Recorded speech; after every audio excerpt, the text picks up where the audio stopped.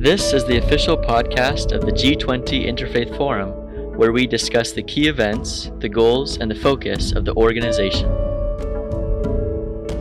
Welcome to another episode of the G20 Interfaith Forum podcast.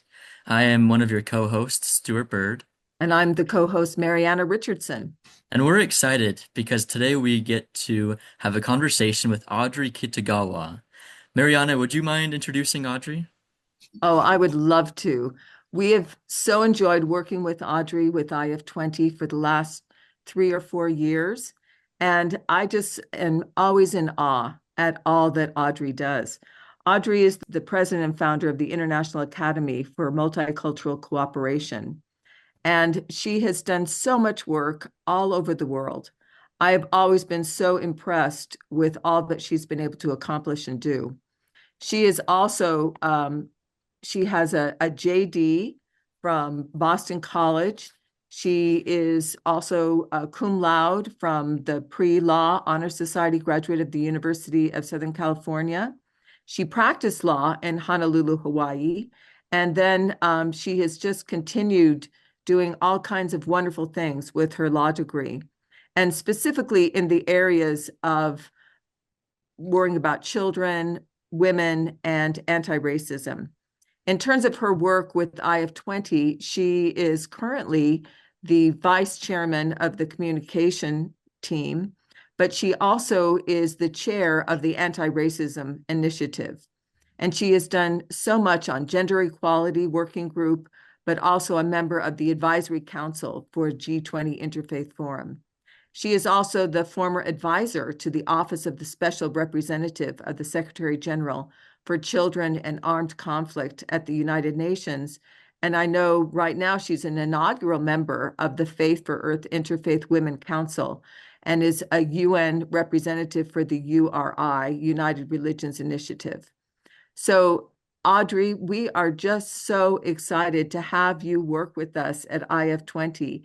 And I'm always amazed at what you're doing and all the things that you are accomplishing and the people that you help throughout the world. Well, thank you so much, Mariana. Yeah, Audrey, that is an impressive bio, and I want to focus a little bit on your background first. As shown in your biography, you've done a lot of work at the intersection of spirituality, law, and global diplomacy. So what initially inspired you to dedicate yourself to this work? Well, thank you so much, Stuart. So I'll just give you a little bit of background. From childhood, I've always wanted to be of help to others. And I wanted to be a candy striper and volunteered many hours at the local rehabilitation center when I was in intermediate school. And in order to make my mom commit to what she said was okay for me to do, I actually created a contract when I was in intermediate school, and I made her sign it so that we would have it documented that she did give her approval. And she was so shocked. I don't think she ever signed a contract prior to that time. So I guess that was a little foretelling of the future of what my profession would be. And of course, when I was growing up in elementary school, if I saw a bird with a broken wing, I would bring it home to nurse it back to health. If I saw a stray cat that was injured or hungry, that cat came home with me. And at one point in time, the one stray cat grew into a population of 13 cats and kittens.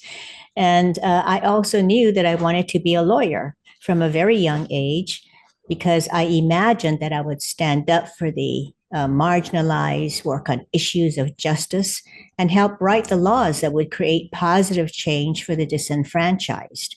So there were high-minded, but these were, very high-minded, but rather naive, I would say, in retrospect, inexperienced at life due to my young age. And, you're very idealistic in those days until, you go through life's experiences. But the beauty is that you can retain your idealism, which really helps, life itself helps you to open your eyes to what changes you need to make in order to go through life, but not lose your aspirational goals. So my work might be described really as a calling, one that I inherently understood that I would dedicate my life to, but which really began in earnest when I gave up my career as an attorney. And I have to say, I really loved my career practicing in Hawaii, practicing law. But when I met my spiritual mother just before I left for law school, the very first thing that she said to me was, "You cannot serve two masters." Inherently, I understood in my heart what she meant, but could not conceive at the time how that would unfold. And a few years later, after years of splitting my time between a thriving law practice and shepherding the spiritual lives of my spiritual mother's community, I closed my law office to dedicate my life to service. And thereafter, I would no longer serve two masters. So shortly after that, I moved to New York City, and along the way was blessed with many, sometimes miraculous experiences that unfolded, guiding me forward along my path. And in 1996, I was involved in the organization of the State of the World Forum, where it has usually convened in San Francisco, but the executive director at that time wanted to convene in New York City. And as part, because of the millennium and all the world leaders coming to the UN to give their presentations, we thought that we would want to have a concurrent conference at the same time so the presidents and world leaders could also attend our forum and talk about the global issues. So we approached Olara Otunu, who was then the Undersecretary General of the and Special Representative for the Office of Children and Armed Conflict. And shortly after that, and he did come and gave a keynote speech. He was very articulate, exceedingly bright. And then the next thing I knew, I was at the UN as his advisor. And so basically, my work as an international advisor for the Office of Children in Armed Conflict drew me into the world of international diplomacy and humanitarianism, and where I really had the privilege to forge relationships with diplomats, humanitarians, activists, scholars, and faith leaders, and engaged with people and organizations around the world.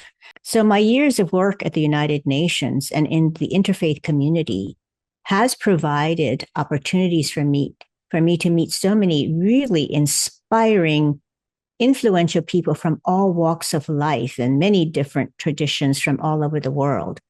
So my work has been really the intersectionality of spirituality, law, and global diplomacy as it has unfolded over the years and eventually resulted in the establishment of the International Academy for Multicultural Cooperation and my engagement with the G20 Interfaith Forum.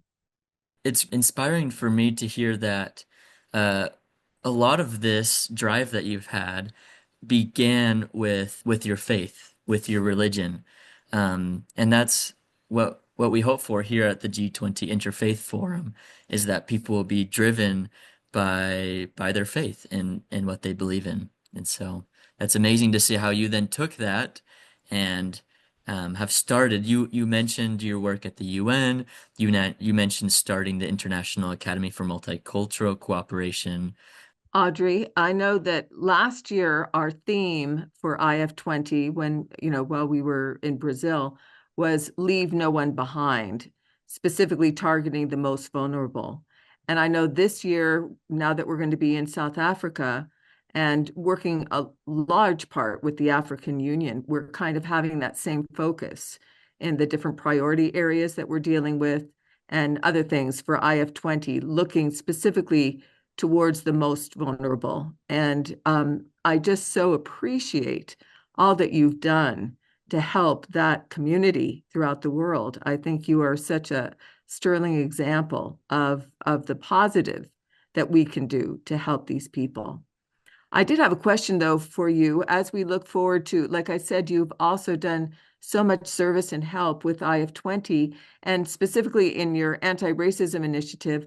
I would love to also hear some of your thoughts on the things that you feel like you've accomplished within IF20. Well, IF20 has been a tremendous international platform to really give highlights to this important issue. And race, to be able to study the whole racism aspect, how it's systemic and structural, how it appears in communities and even in different faith traditions and in our policies. It goes so deeply into the psyche and behaviors of whole communities as well as whole countries. So it is something that we continuously need to give voice to because, it continues this hierarchical structure of domination and control. And it really strips the individual dignity, the collective dignity of those persons, those communities, those races that are so marginalized and so dehumanized that it can create tremendous consequences, including genocide, including, hate speech with horrible consequences for people. And I think we see that played out throughout history, as well as we can see it in our everyday lives and in our international and national and local policies. So this kind of raising awareness on how racism manifests and to be able to have voices sharing different perspectives and different solutions are very important for everyone to be able to hear, because many people are not aware. They just think it's an aspect of life. They're not looking at it through, a lens of the ethnocentricity as well. So, when I went to college and my sociology professor brought up the term ethnocentricity, I had no clue what that meant, but it was such an eye-opening concept for me. And I said right then and there, this was worth coming to college for, just to learn this word.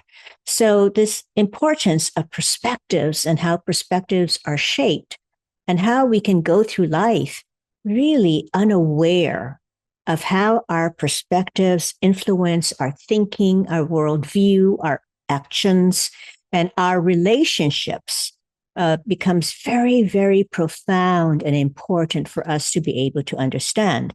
And of course, together, it helps us to become more aware and self-aware people, and the importance of how insights and self-awareness are really positive aspects to create internal personal transformation.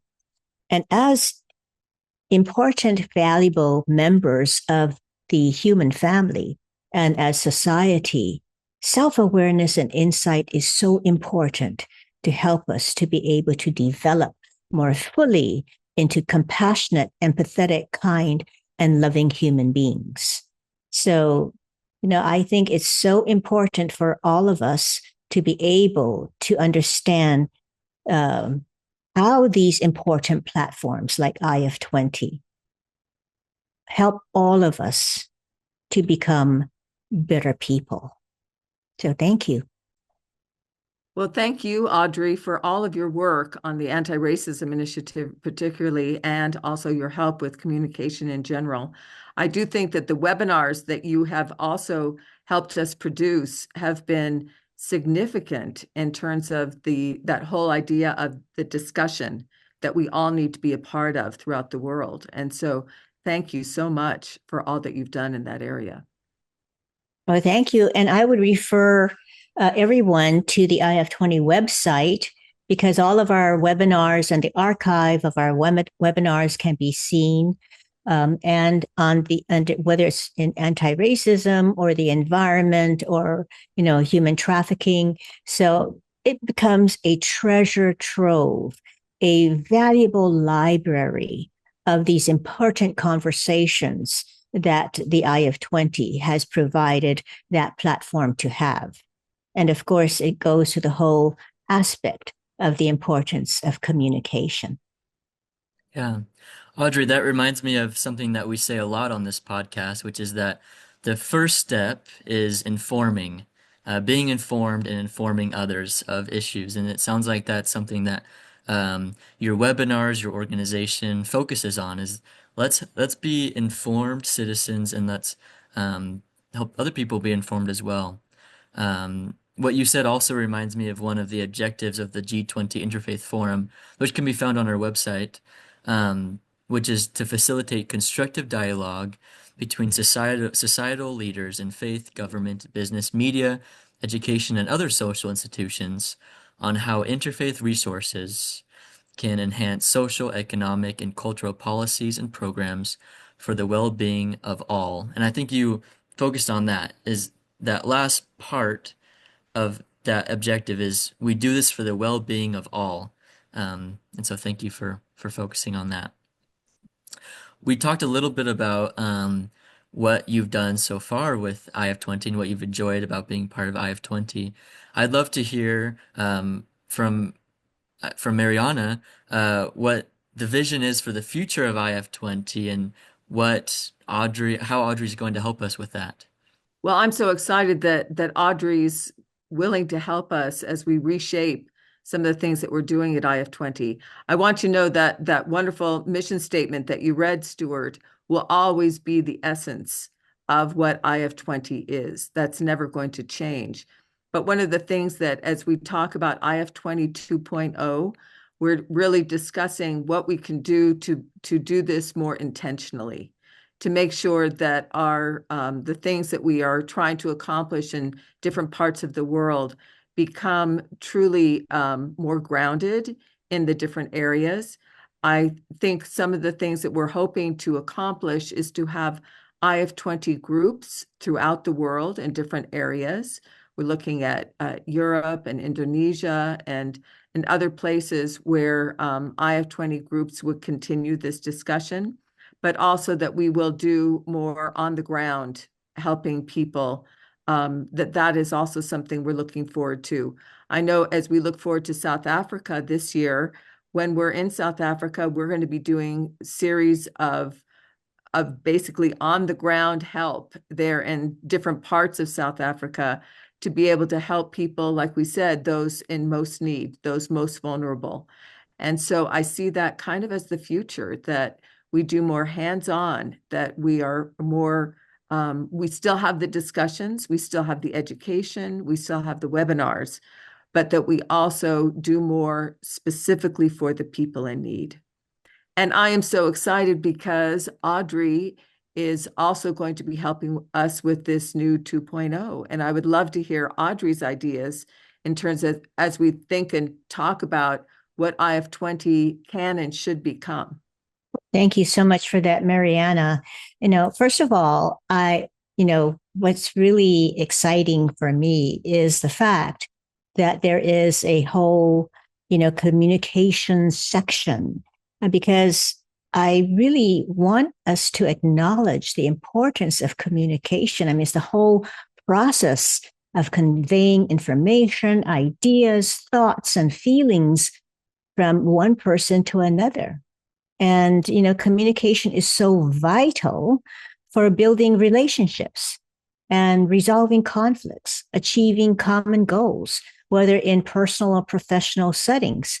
So it's really the foundation of understanding, cooperation, and progress.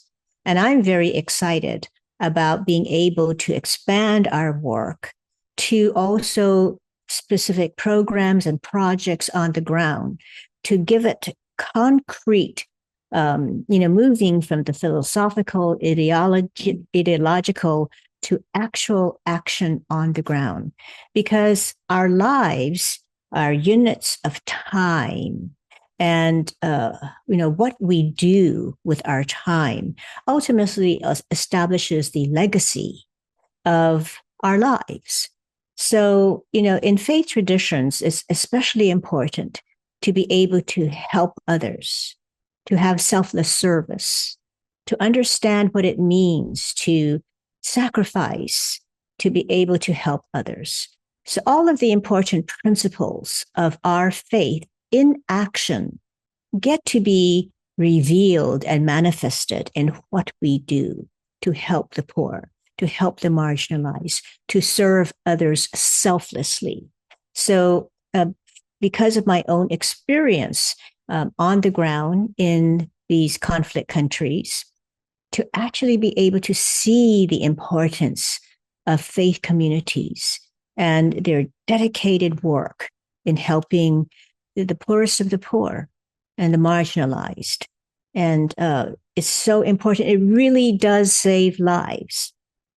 So this is where you move from the talk story to the lives in action, applying the values and the teachings of your faith tradition.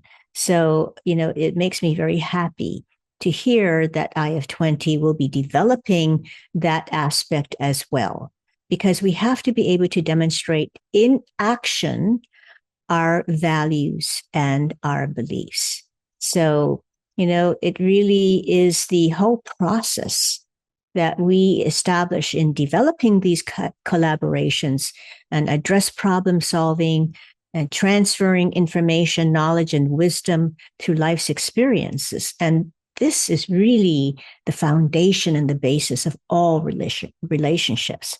And since we are really social beings having harmonious cooperative relationships that have as a shared goal addressing these global challenges that abound, where we can work together for the betterment of the communities on the ground and humanity as a whole. So this is what really gets me very excited. I did want to just make one other comment, Stuart. Specifically, one other thing that we really want to do with IF20 is to get the next generation involved. And that's one of the reasons why I'm so glad that Stuart joins us on this podcast, because I do think that as we talk about IF20 2.0, another thing that we really want to do is to mobilize your generation to help us in this effort. And so thank you for being on this podcast with us as well. Yeah, and thank you for letting me and the rising generation um, join.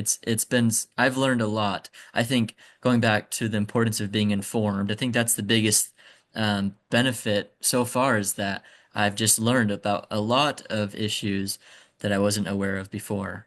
And I think additionally, Audrey, you're doing a lot to help the rising generation, obviously with the work you've done for women and children. So thank you. Audrey, the G20 Interfaith Forum seeks to integrate faith-based perspectives into global decision making, which to a lot of people might seem strange, especially as this world is becoming more and more secular, and faith is becoming less and less a part of politics and decision making. So, how do you see religions and faith making a more active role in shaping international policies? Well, I just, want to acknowledge that since most of the world's population, I believe over 80%, are adherents to some faith tradition, that this representational aspect of, is so significant of the global population. So, and there's so many of the world's religions and spiritual paths share fundamental values and truths that are foundational to the development of our moral and ethical compass, which is exceedingly important to develop. And as trusted stewards of the moral and ethical conscience of their communities, faith leaders, adherents to these fundamental core spiritual values of compassion, fairness, equality, love, and the respect for each individual as a sacred being are so important because it helps us to keep our orientation that we are dealing with really sacred beings. So, the faith leaders' advocacy for moral and ethical international policies really begins at the grassroots level within their own communities, wherever they may be situated. And change begins with a transformation of the consciousness of each individual. And faith leaders are the trusted voices of their communities as representatives of their communities for the conscience and morality, which are to be expressions of how we apply in daily life these sacred teachings. So, I really feel that the IF20 being such an incredible platform that continues to grow and evolve is so exciting to be a part of that. And I really want to encourage the continuation of growth and development as we evolve over time.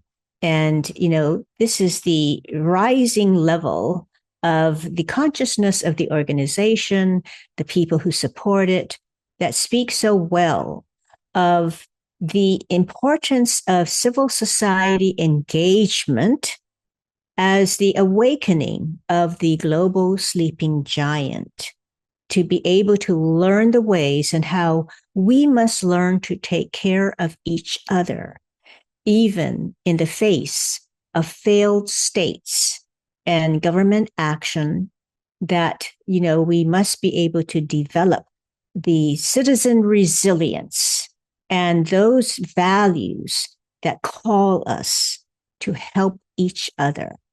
And I firmly believe that when we continue to move from our hearts of compassion and kindness, that we can be well positioned to help each other where governments may not be able to. I just 100%. I just so agree with everything that Audrey said, especially in the geopolitical world that we live in right now and all the issues that so many people are dealing with and that seem so negative. I think that we can rise up and help each other. And especially when we talk about the fact that governments might not be there for our safety net. Instead, we can be each other's safety net. And what a powerful opportunity to, as organizations and as religions, to be able to go out and to help, especially those that are particularly vulnerable during this time. We're talking women, children, but those that we need to really reach out and help and make sure that they are safe. So I just love your vision, Audrey, and I do want to say I just love working with you. I do, I want to make sure that everybody understands that you have been such an integral part of our organization, and we so appreciate the service that you've done with us. Well, thank you so much, Mariana, and the great team that you pulled together. And, it's just been a wonderful, wonderful experience to work with such fantastic people, dedicated people, committed people. And of course, to see the continuous evolvement, change, and growth is also very inspiring because evolvement, growing, and the expansion of the consciousness that ever grows into infinity is what we are demonstrating in this platform, and it really is a model of what's taking place on the bigger world stage and beyond.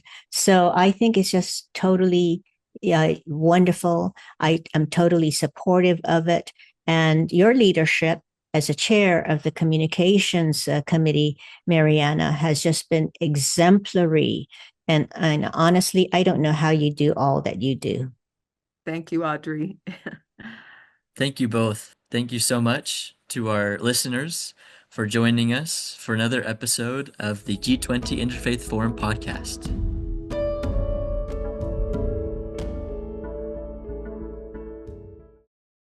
The podcast provides information and discussions on the G20 Interfaith Forum, but the views expressed are those of the individuals involved and not necessarily the official stance of the forum. The content is for general informational purposes only and should not be considered professional advice or expert recommendations. Listeners should exercise personal responsibility, seek professional guidance, and conduct further research when making decisions based on the podcast. The information shared may not always reflect the most current developments, and external links or resources are provided for additional information but are not endorsed or controlled by the podcast. By listening to the podcast, listeners acknowledge and accept these disclaimers. Please be aware that the content of this podcast may be subject to copyright. Unauthorized copy, distribution, and reproduction of any part of the podcast is prohibited.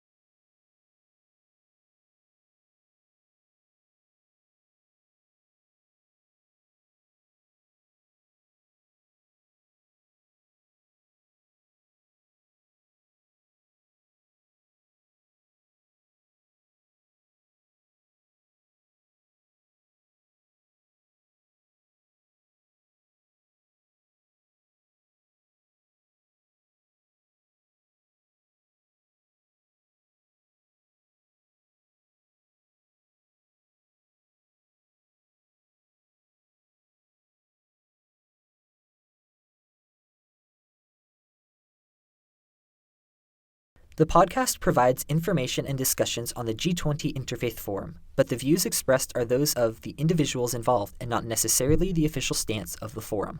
The content is for general informational purposes only and should not be considered professional advice or expert recommendations.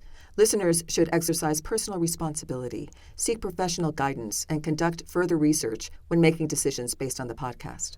The information shared may not always reflect the most current developments, and external links or resources are provided for additional information but are not endorsed or controlled by the podcast. By listening to the podcast, listeners acknowledge and accept these disclaimers. Please be aware that the content of this podcast may be subject to copyright.